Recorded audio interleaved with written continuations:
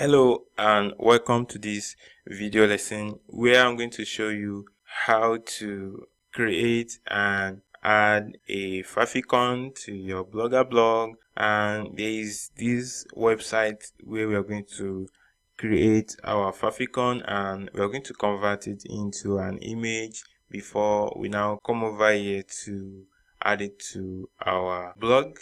And if you don't know what a favicon is, it's this little image at the top of the browser tab over here. That is what is known as favicon. Right now Blogger is using their official image as our blog favicon, and we're going to come right here. There are two ways that you use words, or you can also use an image. Probably if you have a logo already, all you have to do is come over here and upload your logo, and this website is going to convert it into favicon, so you'll be able to download it and use it on your Blogger blog. But for the purpose of this video, we are only going to make use of text, and I'm going to come right here and type in capital J, and this is going to be our favicon.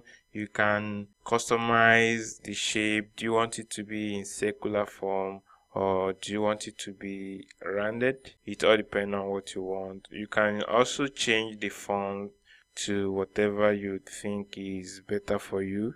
I think we should go ahead and make use of the one that is okay. Let's make use of this one, and then you can change the font size, the font color. It all depends on what you want. This is the background color.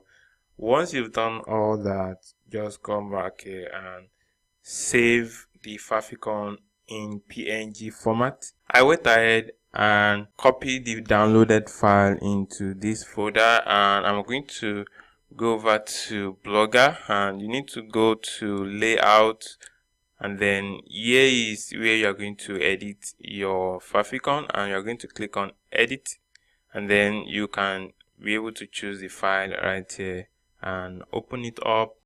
Then finally you need to save it. You can see this is how it's going to look like. If you don't like the way it's looking right here, you just have to click on remove and it's going to be removed. Then if you like the way it looks, all you have to do is save it.